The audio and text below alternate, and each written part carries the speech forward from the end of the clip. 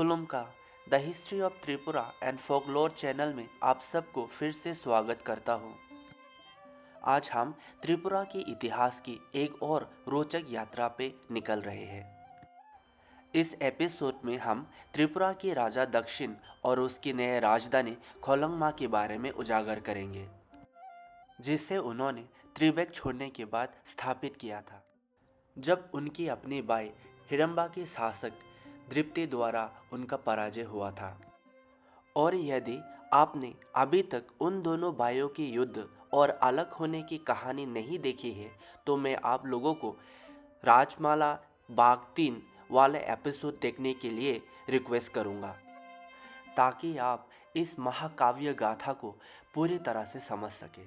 तो आइए अब देखते हैं खोलंगमा के पहले शासक राजा दक्षिण से लेके खोलंगमा के आखिरी शासक राजा प्रतीत और चंबल नगर की पहली राजा प्रतीत त्रिपुरा के कैलाश शहर जिले में कौन से साल में पहले बार अपनी राजधानी स्थापित किया था। राजा दक्षिण ने खोलंगमा में अपना नया राजधानी बनाया और उसकी बाई द्रिप्ति कपिली नदी की उस पार अपना राज्य बनाया, जिसका राज्य के लोग थे रांगलोंग और कुकी आदि। दोनों भाइयों ने युद्ध के बाद एक दूसरे की सीमा को स्वीकार कर लिया और शांतिपूर्वक अपने राज्य चलाने लगा। और त्रिपुरा राज्य के अंदर आज की कचार, सिलहट और किरात देश, जिनमें loci hills, northern part of Tripura और कुछ चिटागंग हिल पाच भी शामिल हैं। इतिहासकारों के बीच अभी भी खोलंगमा कौन सी जगह पे है ये सही से तय नहीं हुआ है, लेकिन इतना तय है कि त्रिपुरा के राजा ने त्रिबेक छोड़ने के बाद खोलंगमा में अपना राजधानी बनाया था। राजमाला में लिखा गया है कि महाराज दक्षिण के लोग उसका बहुत सम्मान करते थे। उसके सैनिक कुश्ती और तलवारबाजी में बहुत माहिर थे। वे लोग खोलंगमा नदी किनारे पत्थरों पे अपना हथियार तेज करते थे। हालांकि वे लोग घमंडी थे, मांस और मदिरा में वे लोग आसक्त थे और दूसरे लोगों को तुच्छ समझते थे। समय के साथ त्रिपुरा के शाही परिवार में नायकों की संख्या बढ़ते गई। एक दिन भारी मदिरा सेवन के बाद उन लोगों के बीच झगड़ा हुआ और एक विनाशकारी युद्ध छिड़ गया। इस युद्ध में बहुत सारे योद्धा मारे गए और राजमहल एक युद्ध भूमि की तरह रक्तपात से लोहलुहान हो गया। राजा दक्षिण इस युद्ध के बाद बहुत दुखी होने लगे। उसको लगा ये राजधानी एक श्रापित भूमि है, जिसके कारण वो उस राजधानी को जल्द से जल्द छोड़ना चाहते थे, लेकिन उससे पहले वो उसे छोड़ पाए उसका मृत्यु हो जाते हैं। उनकी पुत्र तय दक्षिण, जो एक शक्तिशाली और धर्मपालायन शासक थे, उनकी उत्तराधिकारी बने। उन्होंने मैखाली, वर्तमान मणिपुर की राजकुमारी से शादी की और एक पुत्र को जन्म दिया, सुदक्षिण, जिसने त्रिपुरा को बहुत लंबे समय तक शासन किया। और उसके बाद उसके पुत्र तारदक्षिण और उन लोगों की ऐसी बहुत सारी वंशावलियों ने त्रिपुरा राज्य का शासन किया। उनमें से धर्मपाल, सुधर्मपाल और ताराभंग जैसे राजा, जो धर्म के साथ साथ अपने राज्य का भी बहुत अच्छे तरह से सेवा किया था। एक समय की बात है, नागापति के पुत्र सिस्म राजा त्रिपुरा के राजा बने, लेकिन जल्द ही एक असामान्य दुर्भाग्य का सामना किया। एक दिन शिकार करते समय उन्हें कोई शिकार नहीं मिला और उन्होंने अपने रसोइयों को मांस पकाने के लिए आदेश दिया। यह दिन अष्टमी का पवित्र दिन था और इस दिन 14 देवता भगवान पर मानव बलि चढ़ाया गया था। बेचारा रसोइया मांस न मिलने के कारण और राजा के डर से मानव बलि का मांस को उठा के लेके आया और अच्छे से मसाला देके उसको पका दिया। भोजन इतना स्वादिष्ट था, तब राजा ने रसोइया को मांस के स्रोत के बारे में जानने की कोशिश की। तब डर के मारे रसोइया ने उसको बोला कि उसने बलि की मांस को ही राजा को खिला दिया है। दुखी होके राजा ने बोला, ये तुमने मुझे क्या पाप करवा दिया। अब मैं एक पापी होके राज सिंहासन पे बैठने के लायक नहीं रहा। ये बोल के वो अपना राज सिंहासन छोड़ के जंगल में तपस्या करने के लिए निकल गया। उसके बाद उसके पुत्र देवराज त्रिपुरा के राजा बने। राजा कुमार त्रिपुरा के एक महत्वपूर्ण शासक थे। किरात भूमि में स्थित पवित्र स्थल चंबल नगर के बारे में सुनकर उन्होंने वहां पे यात्रा करने का निर्णय लिया। सुबराई खोंग, जिसे आज उनाकुती के नाम पे सब लोग जानते हैं, कहा जाता है कि महादेव वहां पे बहुत समय से ही रहा करते थे। राजमाला में उल्लेख किया गया है, ये जगह महादेव का बहुत ही प्रिय था और वे रात पे एक कुकी स्त्री को हर दिन दर्शन देते थे, जिससे उन दोनों के बीच प्यार हो गया था। और दिन में महादेव एक पत्थर में परिवर्तित हो जाता था। जब माता पार्वती को इस बारे में सुना तो वह बहुत क्रोधित हो गया और उस कुकी स्त्री के सामने आके उसके गले पे बहुत ज़ोर से लात मारा। कहा जाता है कि इसी के कारण कुकी स्त्रियों का गला का आवाज़ बहुत कम है। फिलहाल ये कहानी कितना सच है ये तो मुझे भी नहीं पता। उस स्थान का एक और कहानी भी है।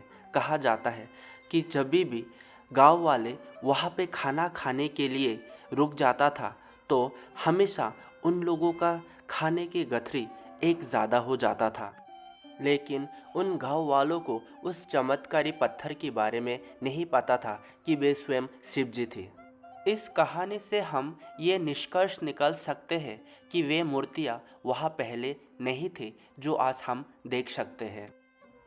जब राजा कुमार ने शंबोल नगर का दौरा किया था, उस समय शायद पहले ईसा पूर्व या पहले शताब्दी ईस्वी थी।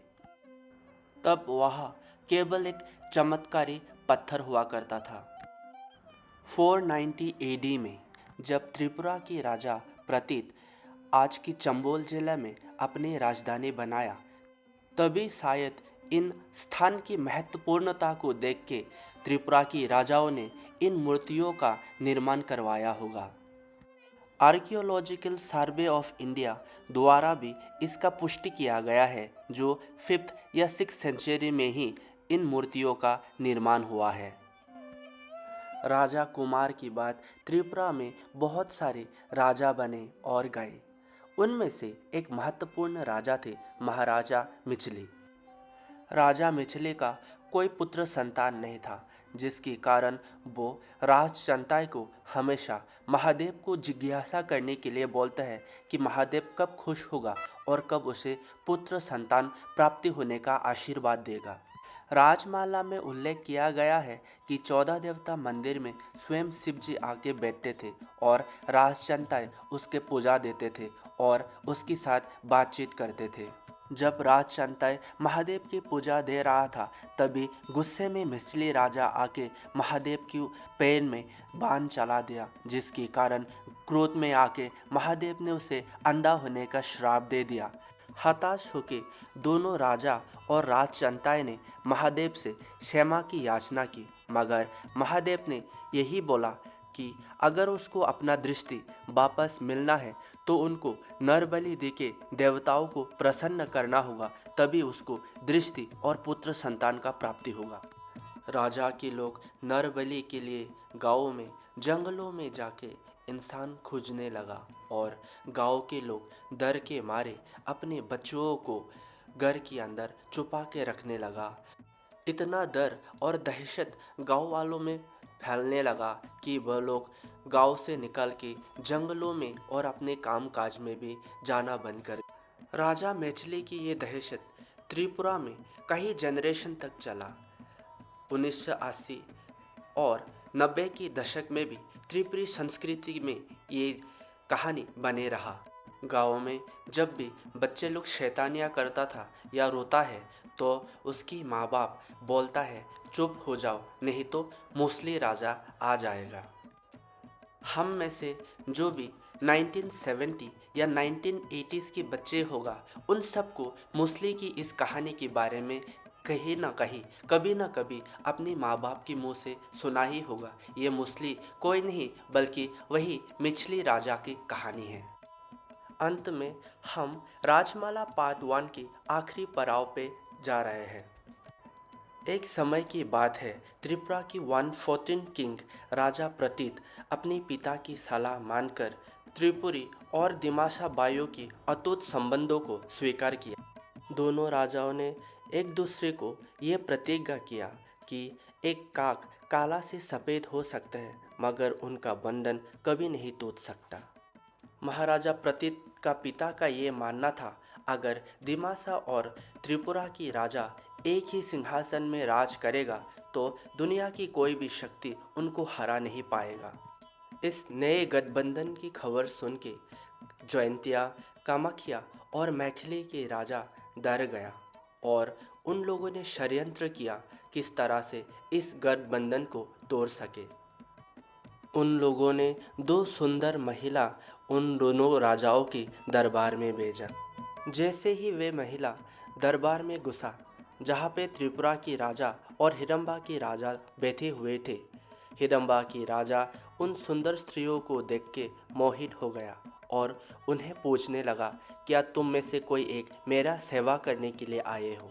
तब वो दोनों लड़कियों ने बोला, नहीं, हम तो अपने स्वामी त्रिपुरा की राजा की सेवा करने के लिए आया है। ये सुन के हिडम्बा की राजा गुस्सा हो गया और अपने सैनिकों को बोला कि इन दोनों लड़कियों का नाक और कान काट दिया जाए। रोते हुए जब वो दोनों लड़कियों ने त्रिपुरा की राजा का मदद मांगा तो त्रिपुरा की राजा ने सैनिकों से बचा के उन दोनों को त्रिपुरा लेके चला गया। इसके बाद दिमासा के राजा को इतना गुस्सा आया कि वे अपने सारी सैनिक लेके त्रिपुरा में आक्रमण करने के लिए निकल गया। जब तक हिडम्ब राजा खलंगमा तक पहुंचा तब तक त्रिपुरा की राजा खलंगमा छोड़ के चले जा चुके थे। बाद में हिडम्बा के राजा को एहसास हुआ कि वे लोग दूसरे के षड्यंत्र में फंस के लड़कियों के चक्कर में दो बाएं बिछड़ गया। त्रिपुरा की राजा प्रतीत ने अपना एक और नया राजधानी आज के कैला शहर यानी चंबोल नगर में आके बसाया। कुछ आसाम की हिस्ट्री बुक में पाया गया है कि ये घटना अराउंड 450 to 490 AD में हुआ था। दोस्तों, अब लोगों को मैं ये बता दूं, इसके बाद भी त्रिपुरा की राजा और दिमासा की राजाओं के बीच हमेशा से भाईचारा रहा है। महाराजा दंडमाणिक्य के टाइम में भी दिमासा और त्रिपुरी राजाओं के बीच एक अच्छा संबंध देखने को मिलता है। खलौंगमा में कुल मिलाकर 66 राजाओं ने शासन किया था, दक्षिण से लेके राजा प्रतीत तक, और 4 राजाओं ने संबोल पे अपना राज किया था। उसके बाद त्रिपुरा की इतिहास एक अलग ही मोड़ ले लिया। महाराजा जजरोफा ने रंगामाती पर हमला करने का निर्णय ले लिया। ऐसा लगता है बहुत सालों से त्रिपुरा की राजाओं का नज़र रंगामाती के ऊपर था, मगर त्रिपुरा की राजाओं में ऐसे कोई बलशाली राजा पैदा नहीं हुआ था जो एक उन्नत देश लीका राज्य को युद्ध में हरा सके। हम अपने अगली कड़ी में किस तरह हमतरफा ने रंगामाती, जिसे आज हम उदयपुर के नाम से जानते हैं, उसको युद्ध में हासिल किया था, उसके बारे में जानेंगे। तब तक लाइक, सब्सक्राइब एंड कमेंट करना ना भूलिएगा। मैंने यहाँ वीडियो के एंड में राजमाला बाग 3 का लिंक दे के रखा है। अगर आप लोगों ने अभी तक नहीं देखा तो उसको ज़रूर देखिएगा। तब तक के लिए सबको खुलुमका एंड बाय।